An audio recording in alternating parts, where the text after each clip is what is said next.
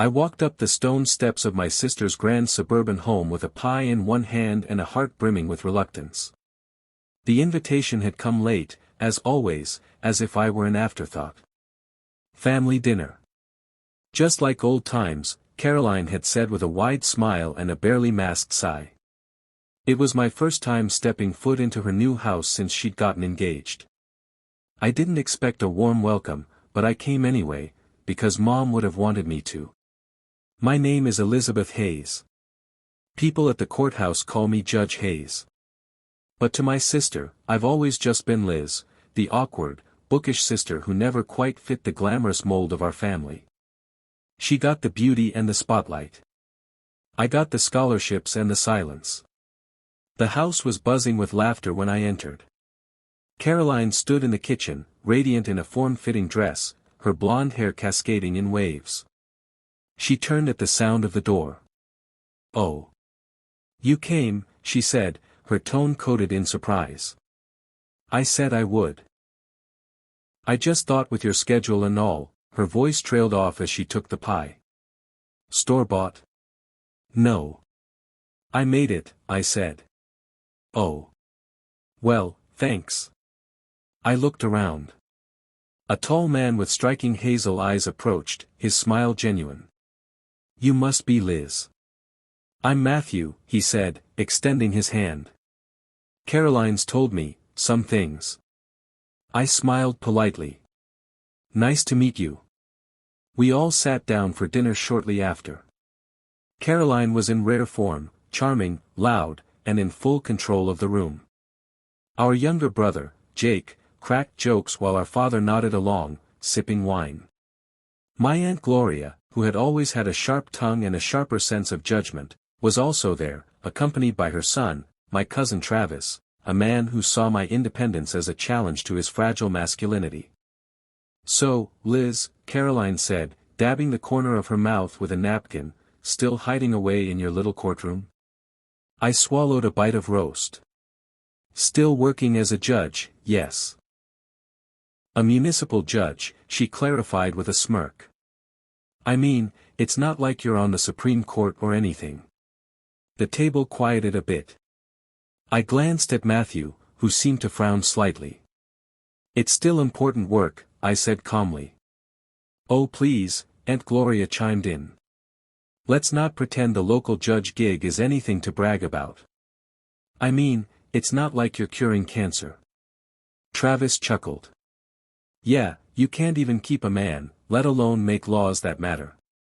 My heart squeezed, but I didn't let my face show it. I do what I can to uphold justice. That matters to some. "Some," Caroline repeated, rolling her eyes. "Not anyone here." "You know, Caroline," I began, keeping my voice steady, "not everyone measures success the same way."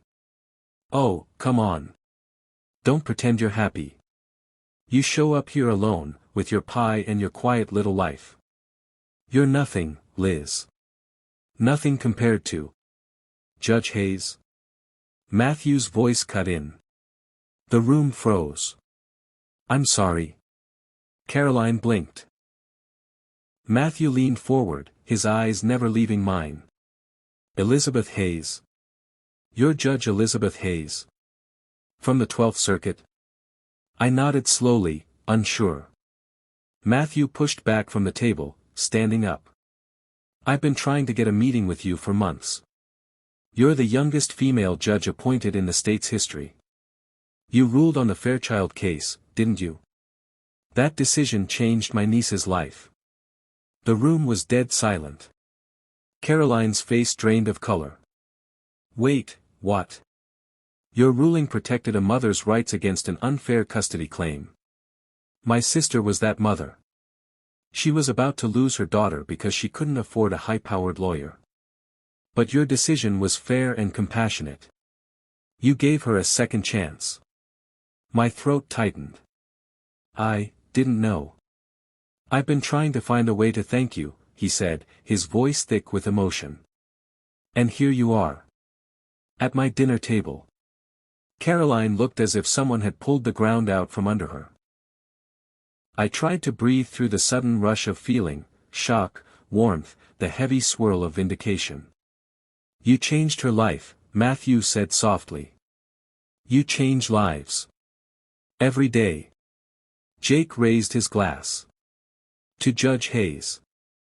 Everyone lifted theirs, except Caroline, Gloria, and Travis. After dinner, I stepped out to the garden for air. That's when Travis followed me. You think you're better than us now, he sneered. Just because some guy praised you in front of everyone? I don't think I'm better, I said calmly. But I know my worth. And I don't need your approval.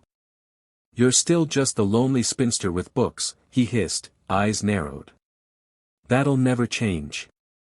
I turned to face him fully. No, Travis.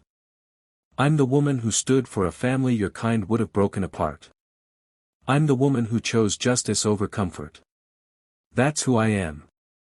He stormed away without a word. The next morning, a gentle knock came at my door. It was Aunt Gloria. Her tone softer than I'd ever heard.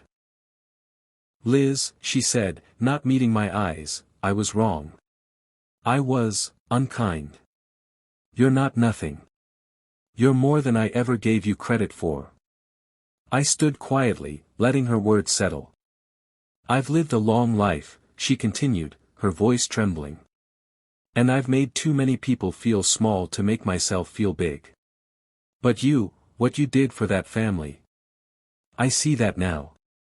I'm sorry. Tears welled in my eyes, but I nodded. Thank you for saying that. Later that evening, Caroline found me packing my overnight bag.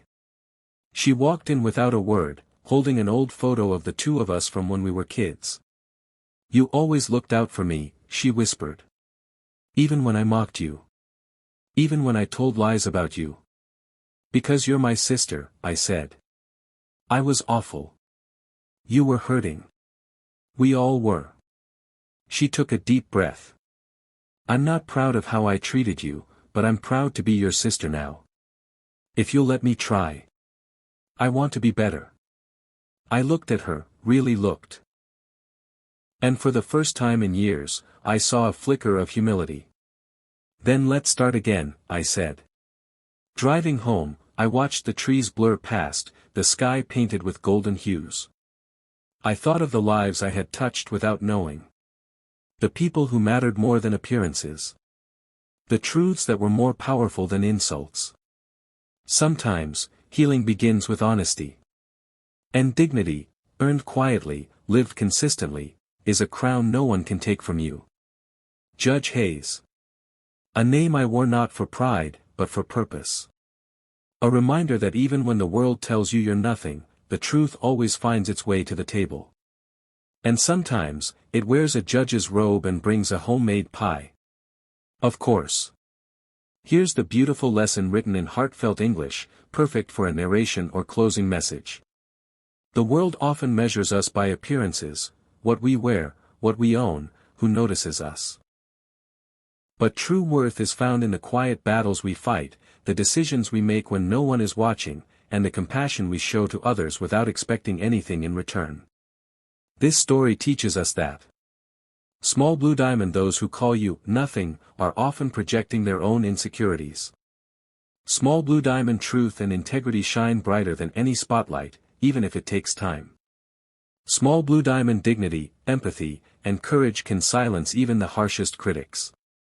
Small blue diamond, and most importantly, our worth is not defined by others' opinions, but by the strength of our character and the impact we have on lives.